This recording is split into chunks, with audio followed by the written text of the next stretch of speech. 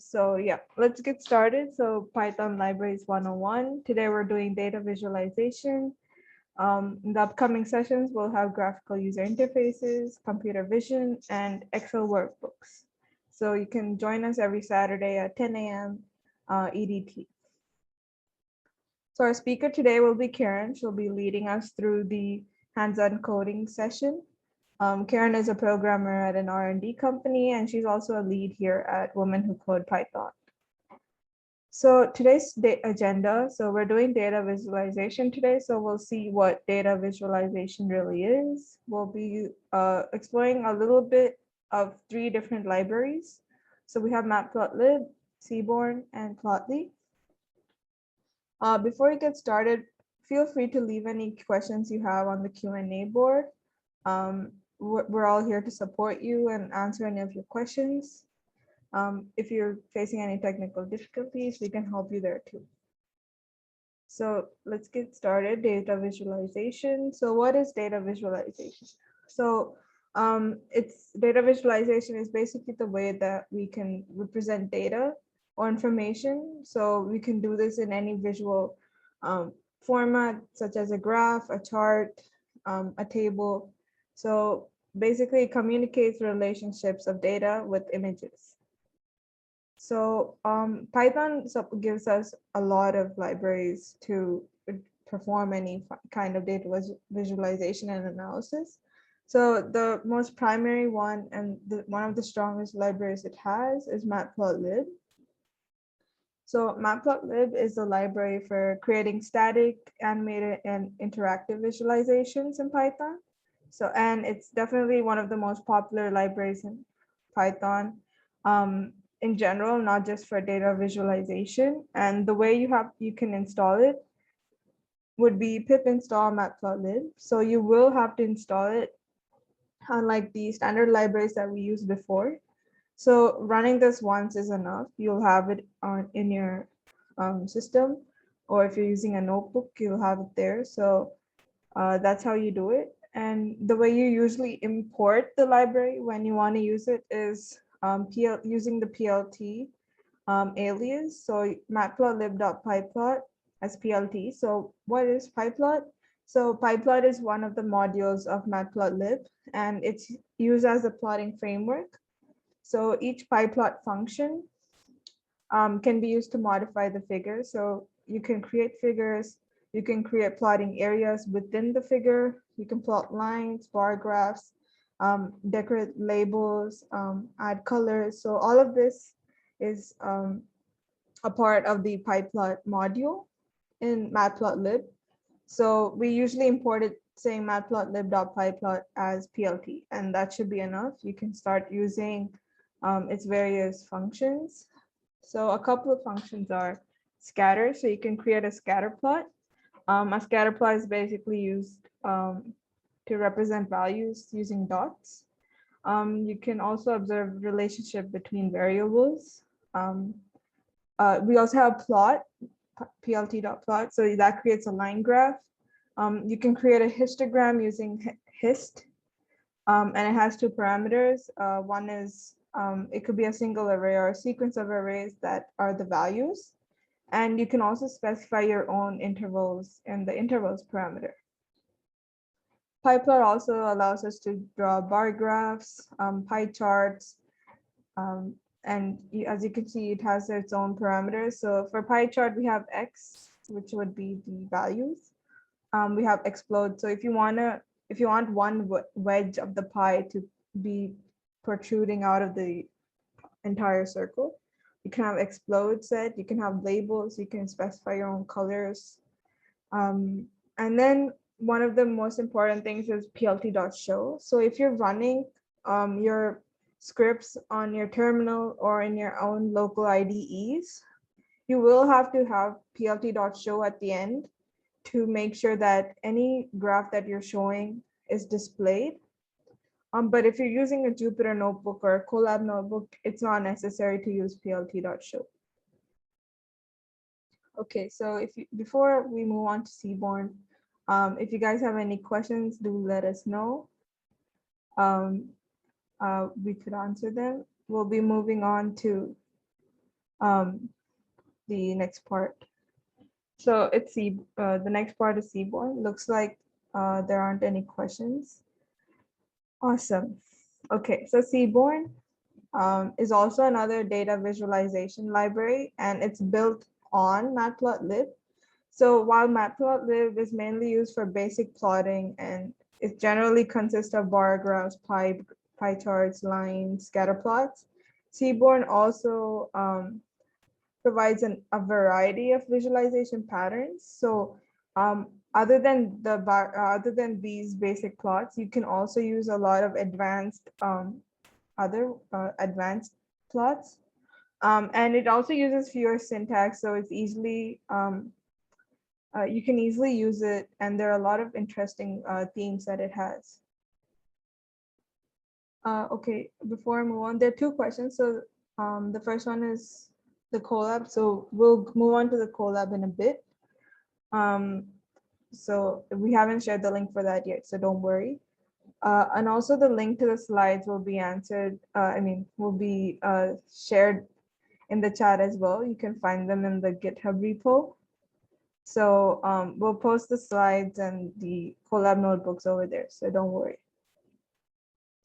Okay, so how can we install Seaborn? We do a simple pip install Seaborn, and the convention is to import it as with an alias of SNS. So today we'll be looking at two major functions in Seaborn. So that's a scatter plot and a heat map. Seaborn also does have all the basic plots as well. You can use those, but it has a lot of advanced stuff like box plot, swarm plot, violin plot, and stuff like that. We will link some references so you guys could explore those later. But mainly we'll be checking these two out. So a heat map is basically a representation of data using colors to visualize the value of a matrix. So across different shades of colors in a matrix, you can visualize your data better. So that's one thing you can do with Seaborn. Next, we have Plotly. So Plotly is also another data visualization library, and it's open source, and it's a library that's usually used for Python and R, and it's written in JavaScript. So it makes graphs, so you can use it to make graphs very interactive. Yeah, so Plotly is a more sophisticated data visualization tool, and it's better suited for creating elaborate plots more effectively. So you can install Plotly using pip install Plotly. And Plotly in itself has three main modules to use. So it has Express, and you use Express for simple quick plots. So bar graphs, scatter plots, line graphs, heat maps as well. So you can use these using plotly.express, and it's usually imported as PX. So it has a quick and nice but less customization. We also have graph objects, so it allows more customization options, but it does require more code, so it's a little on the advanced side of Plotly. And there's also a Plotly.figure factory for more specific advanced figures. Today we'll be using Express just so that we get a little idea of how it works. So like the other graphs, this does have other libraries. This does have scatter, line, and bar. There's also funnel and area. So this is a short list of the various tools that Plotly currently has. So yep, that's a little intro to the libraries and what we might do today. If you have any questions, feel free to leave them in the Q&A or in the chat, and then we'll move on to hands-on coding.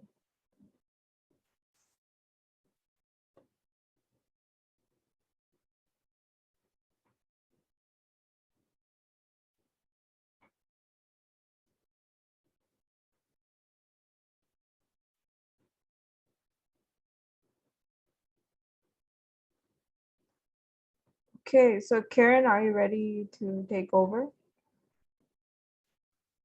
Yes. Awesome. Okay, so I'll just share the collab link. Thank you. I'll share my screen. All right. Hi, everyone. And thank you so much, Soumya, for sharing the introductory section of the library. So if everyone should be able to see my screen properly. Soumya, could you confirm? Yep, we can see it. Could you what do you say? Could you zoom in a bit? Zoom in. Let me see how to zoom in. Hold on. Sorry. Hold on. Zoom. Little. Oh, I need to. Is it better? Yep, it's good. Okay, awesome. So in case this is the first time you guys have fun with collab with us, so the link that Soumya just posts, you gotta make your own copy. So you go to File, Copy in Drive, and the whole copy is gonna be saving in your own drive. So give some time for everyone to do it, and then we will get started soon.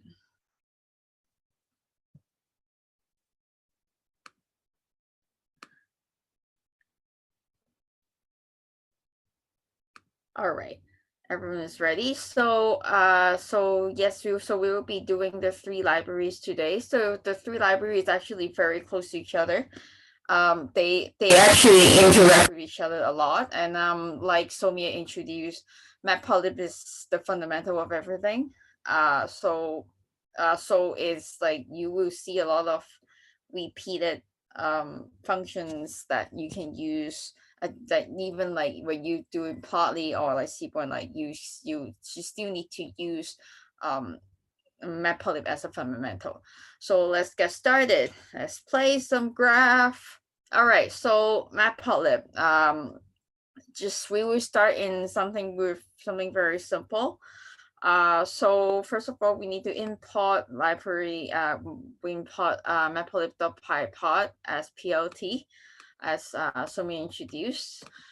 And then I prepared 2 lists here. So the 2 lists. We'll be playing with them for the next couple samples. So first one, we want to draw a line graph with the list 1 and name it as line graph. Something simple. So basically all you have to do is like you should have the plt.plot ready. So all you have to do is put list 1 here. Remember to run this first, otherwise you're not going to get the library imported and then you don't have the list loaded. So list 1 and then type line graph. You can think something fancier, but I just want to show it for the clarity's sake. So now you can see we have a line that like and then it's the 6 elements. So we have like 6 elements here, and then like we have a line that like this. So if you want to see it as 2, exactly the same, that you have something like that. All right, and then so right now, yes, the line graph is very practical, but what if we want something more prettier? We want the list to have a dotted graph. But then the dotted graph needs to be a star, a red star. So how are we gonna do it? So we're gonna do list 2, and then we're gonna do here. So if you see here, it shows you all the formats, and then you can use, you can use it at like red star. So how do you do red star is to do this, and then, and you're gonna label it. So we want, after we show you red star, we want to label as like these are red stars. Sorry for my typo here. Let me get it out, and then we're gonna name it as like dotted graph.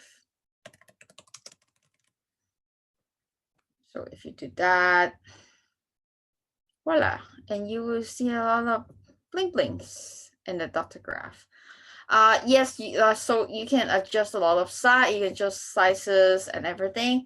You can definitely customize it. So I would suggest to check all the I would suggest to check the more functions on like the Matplotlib to show the different customization that you can do. So afterwards, so now that we plotted the dotted graph and the line graph, and what we're gonna do is to do a scatter plot. Yes, I love scatter plot. So you will see a lot of scatter plot afterward as well. So basically I have a data in dictionary size. And then I just name it as A, B, and this. And then I'm gonna do range. I just put like 1 to 20, from 0 to 20 here, 0 to 20 here, 0 to 20 here. So if I want a scatter plot, so and I want an AS and x-axis, so I just have to do like this, and then B as y-axis, just like this. And then we're gonna name them labels. So this is like, A, like X, this is x-axis, like we will label XX, and this is Y. So if you see this, you will have a number. Let's see what is wrong with this. Let me see. Hold on 1 second, guys. Let's see. Let me see, what did I do wrong here? Because I didn't call out the data, so it actually doesn't show me the data. So here we go. So you have to call the data. So this is x-axis, this is y-axis. And then you just have to basically just plug in all the functions with according, like usually to plug in all the parameters that set it from the functions. And then, so now that we have a pretty plot, scattered plot like everywhere. But what I want to do something random and funny. What if like this is not just randomly 1 to 20, is something like, it needs to be represented in a color. So what would I do? So the way to add color is to do this. So I use S as color. Let me see. There we go. So I used S as color. C represents its color. So I use the same range to make it like colorful. So now that you can see, it's all not just a blue dot. It could be any color. So that's how you add. So that's the demonstration of how you add colors into a scatter plot or into like other plots. So yes, so that is the very quick introduction about the Matplotlib. So before I move on to Seaborn, any questions?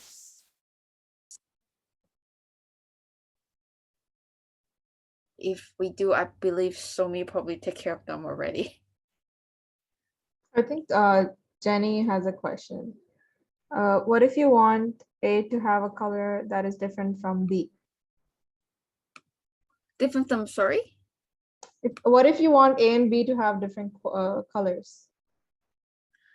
That's a good question. I don't think you can, because A is actually x-axis and B is y-axis. So basically, if you do, we'll have to edit it from here. I'm not sure.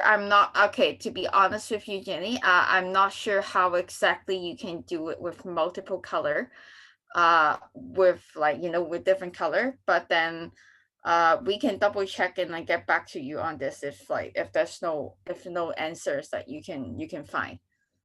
Yes. For the scatter plot, I think you could set C equal to a color. Could you try that? Like C equal to red, maybe?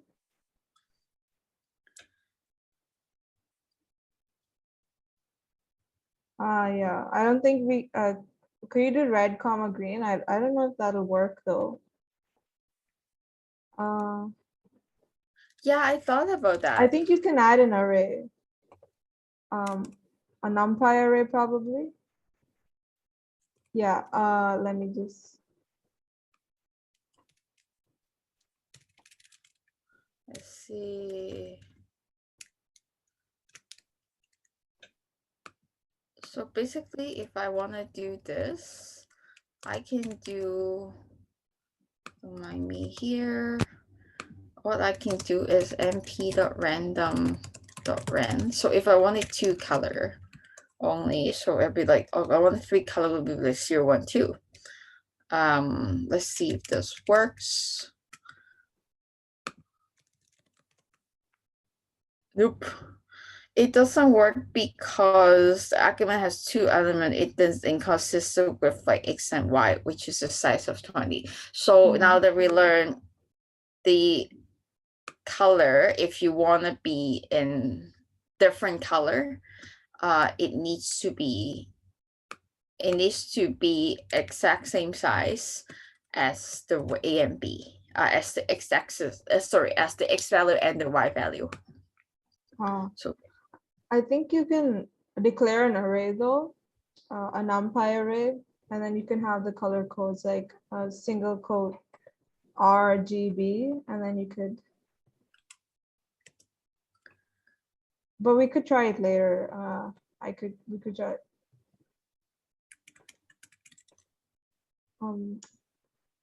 Found this online, so something like this apparently.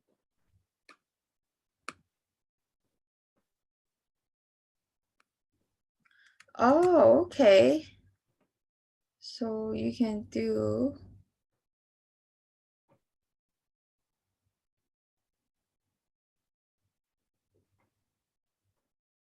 Let me see.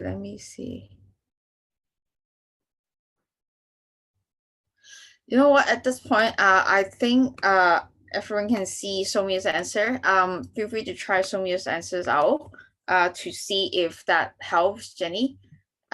So and then if not, then like you can get back to us and then we can help trying different things as well. We, like I said, we all learning together. Haha. All right. Anyone has any more questions before I move on?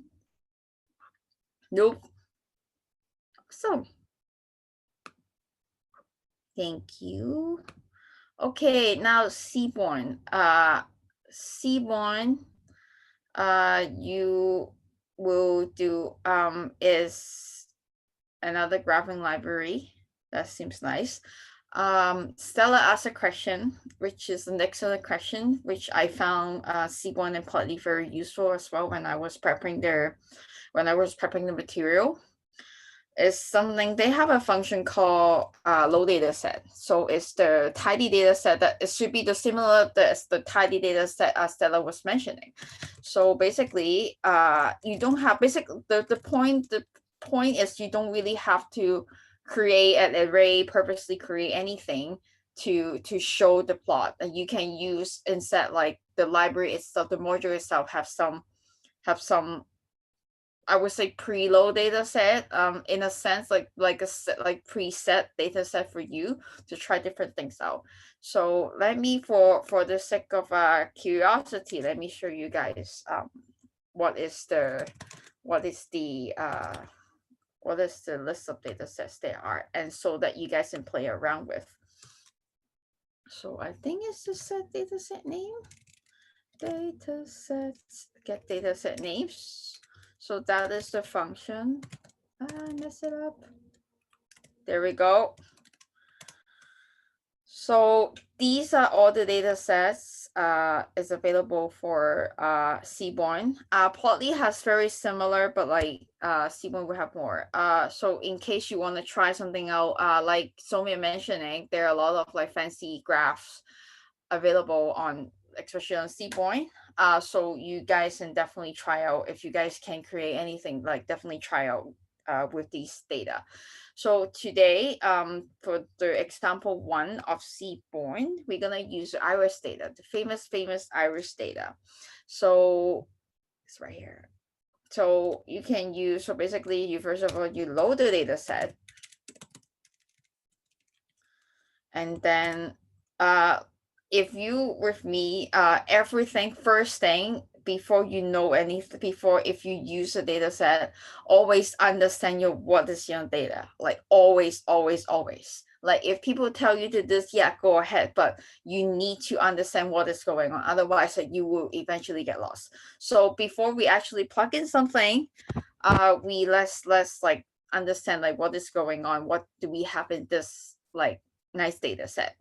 Okay, so basically this is the data set of the flower, of different flowers.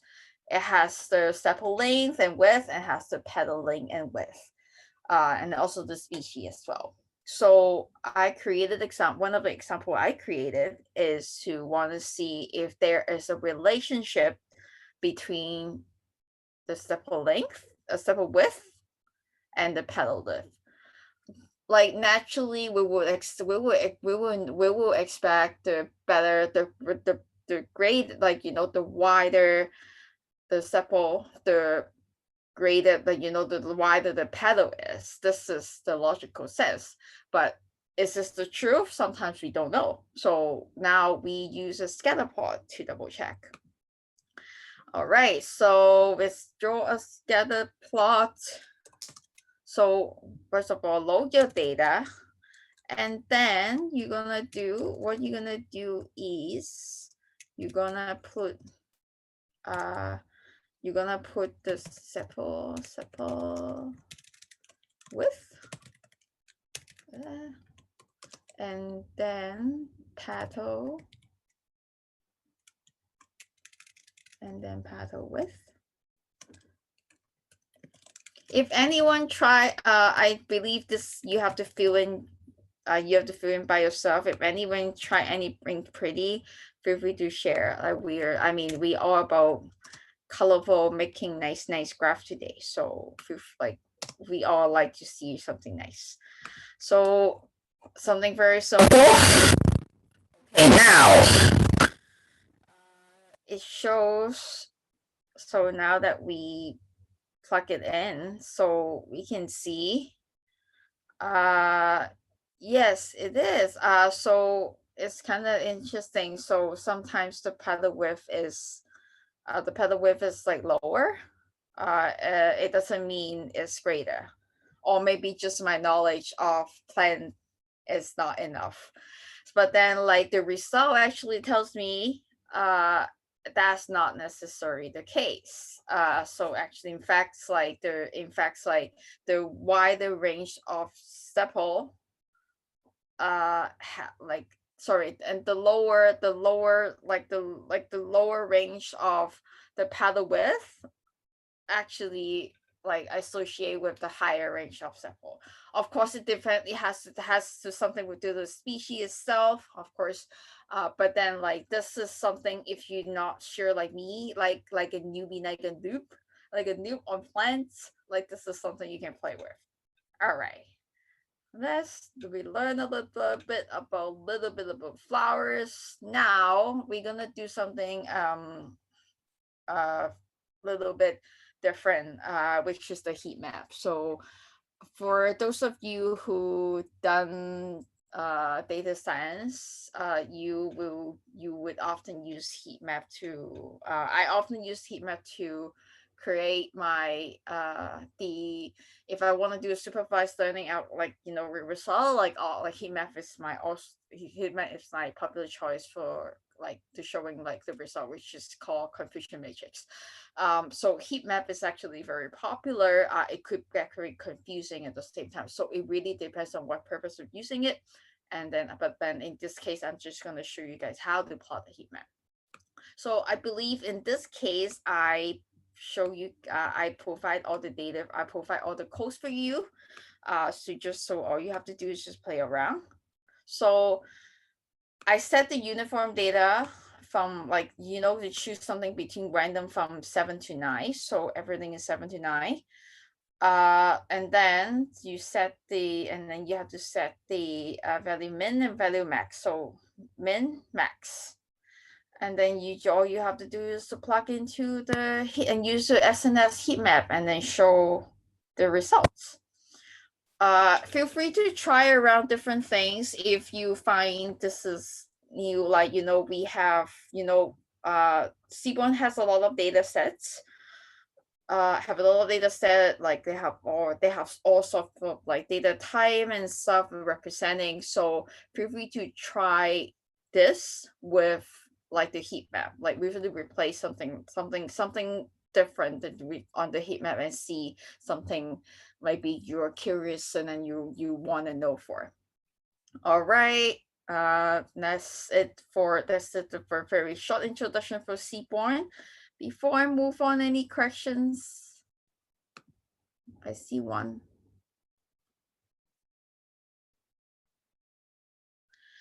Celia, that's a very excellent question.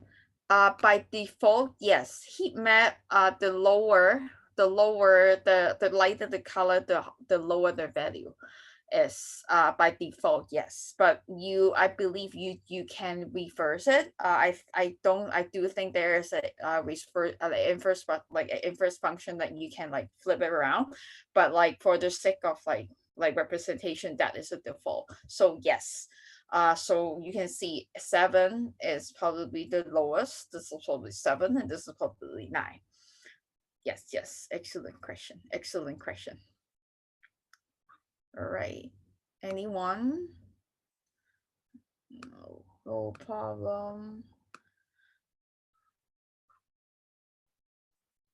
All right, let's move on to Plotly. I personally dealt with this on my work project recently, and I found it really pretty and really nice.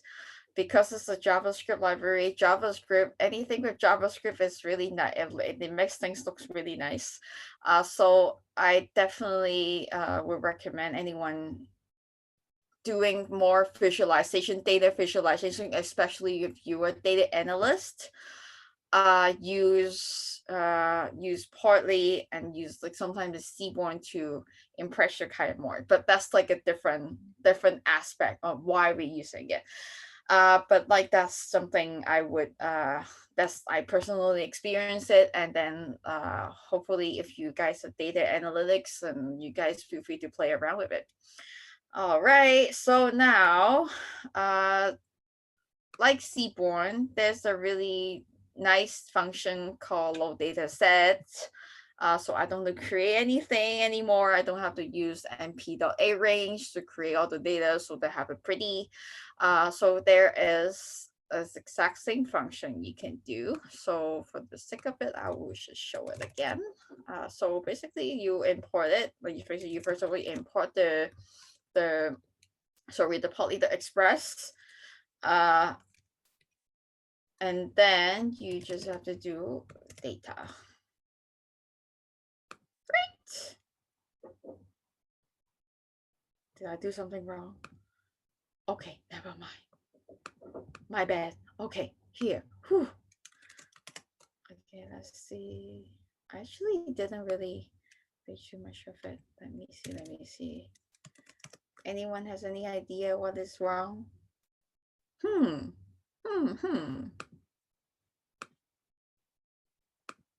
Let me go and check on the chat.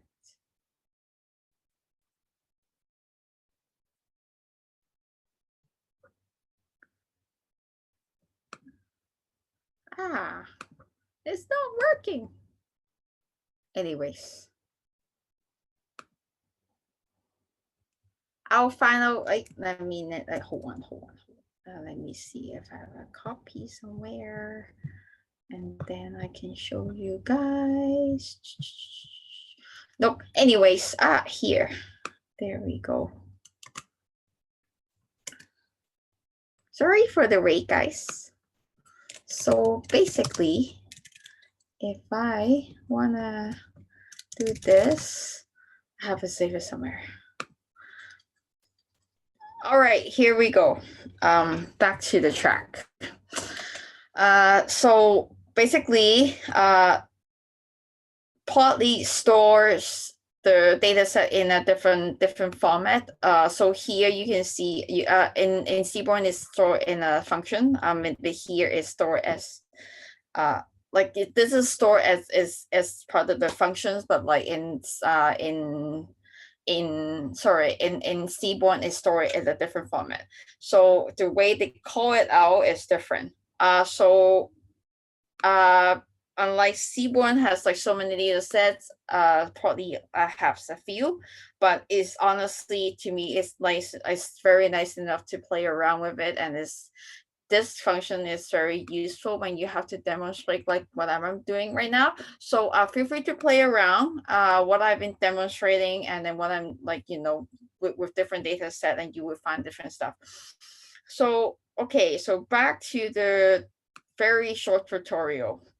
So I just want to plot a bar chart today. Very simple, very stuff. So first of all, I'm going to use the tips data set. So basically, tips is, I will show you guys what is tips inside.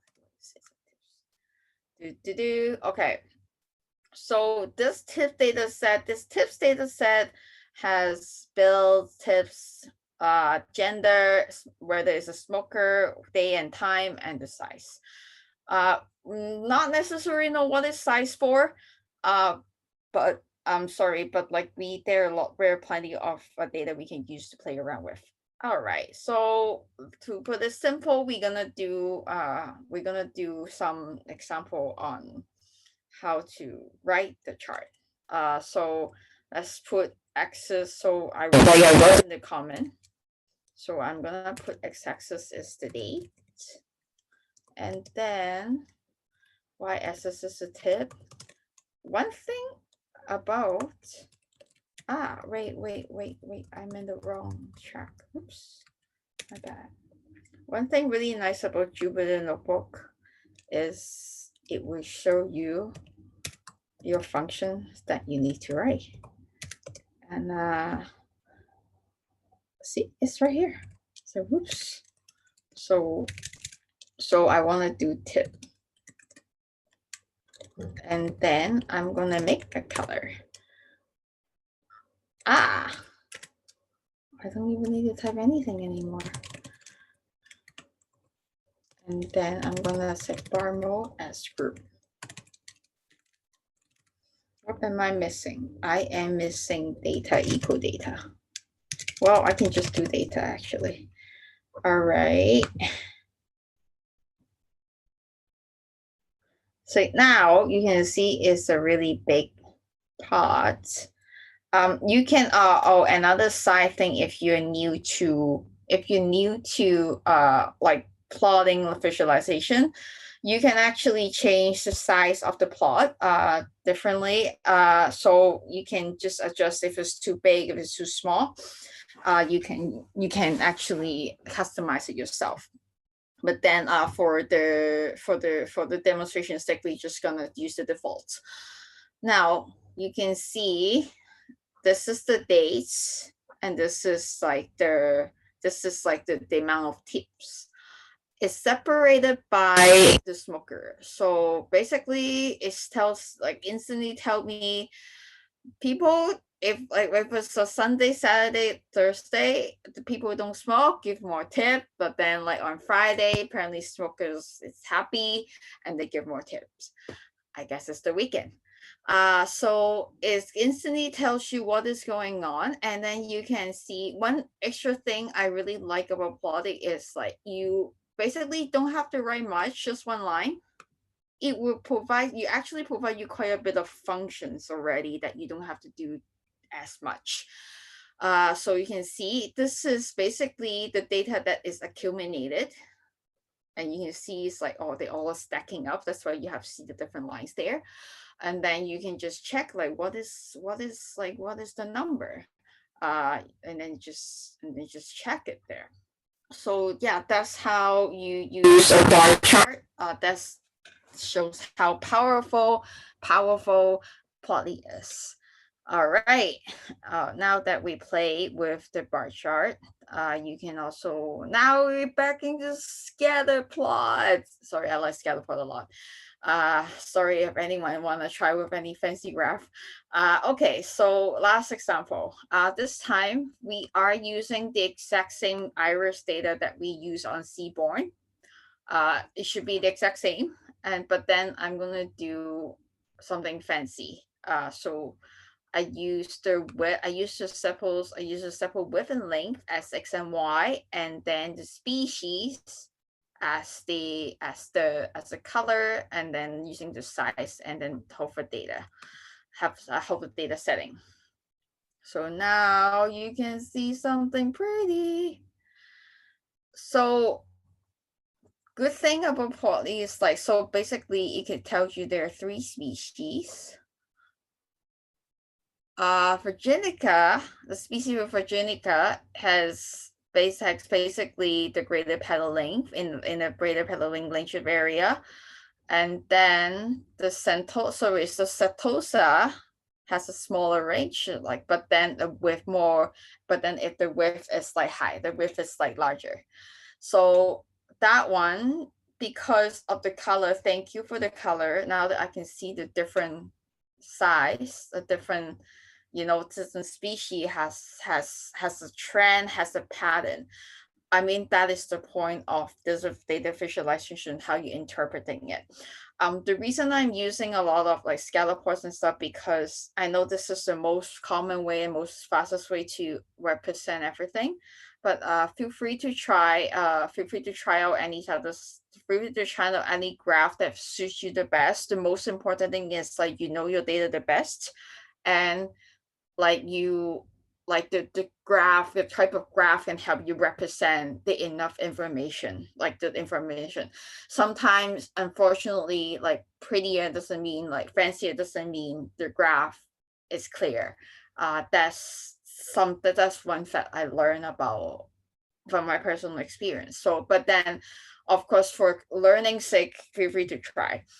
All right, I talk a lot.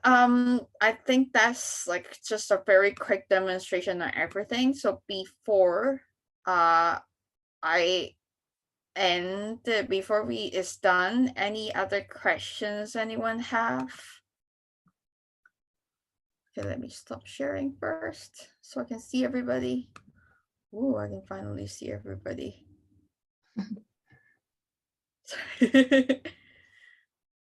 Oh, yes, Soumya, go ahead. Yeah, I'm just sharing it for now. We could just take a short. Okay. We could just see what the chat, if there's any questions or anything before we end the session. Yes. If any of you have any questions, yep, we will share the final code. So as you can see here, you can check out the WWCode GitHub repository. I'll just show it real quick as well. So there's the WWCode Python Git repository, and you can find all our material in the Python library series. So we upload all of the material, the collab, the slides and everything over there, so you can check it out. Thank you, Celia. Karen is awesome. Oh, thank you. Thank you, Soumya, too. So for anyone, sorry, just a very quick thing. For anyone who's new to this visualization thing, Matplotlib is your way to go. It's definitely your way to go. It actually helps you to understand the fundamental. Soumya actually did a really great job on actually explaining it, like what's the difference between the 3 library modules. So if you're newbie, go ahead, play with the Matplotlib, because that's the fundamental of everything. But if you want to like prettier, you get a little hang of it, and then you want to play around, definitely try Seaborn and Plotly. Plotly is really a JavaScript library. It's amazing. But Seaborn definitely has, Seaborn is actually, I use Seaborn the most when it comes to Heatmap. So it's, if you guys have any pretty graph, like feel free to share with us as well. Yeah, definitely. Make sure you put them in the chat on Slack. We'd love to see. I mean, like Karen said, the pretty is not important, but it's definitely good to look at. So Yes. yeah. So Yes. there are a couple of links here for reference. So we'll share the slides on the GitHub repository within the next day. So you can expect us to upload them there. So you can see the first few links there. They'll help you out with getting started with Seaborn, Plotly. Also, DeFi is one of these communities that does have a lot of boot camps for free on data visualization or other Python related stuff. So I would definitely recommend that. I mean, I did see one of the courses over there, so I just thought it would be a good thing to suggest. And for all our all the session material, you can find them at the GitHub repository. I shared the link in the chat. We have a couple of events coming up. So we have the next session on next Saturday, so on the 2nd of October. We'll be doing Tkinter, so that's a graphical user interface library, so you can build cool stuff using that. So definitely make sure you're coming if you have time. If you're already registered for the series, then you'll definitely get a reminder for that. We also started off this amazing series called the LeetCode Study Group. So the first session was this week. It was amazing. So if you're interested in a little DSA application on the slightly advanced side, do make sure you register for that. So you can find all the upcoming events in the link Stephanie shared with us in the chat. Karen will also be there in that series to help you guys out. So make sure you're there. We'll have fun. You can find us on all our social media links given here. You could connect with us. You can interact with some of our content over there. We have this Trivia Tuesday on LinkedIn. You could check that out. So thank you, everyone. Thank you for coming. Once again, do make sure you register for Connect Forward. There's a promo code that we shared, and you can find them in the slides that we have.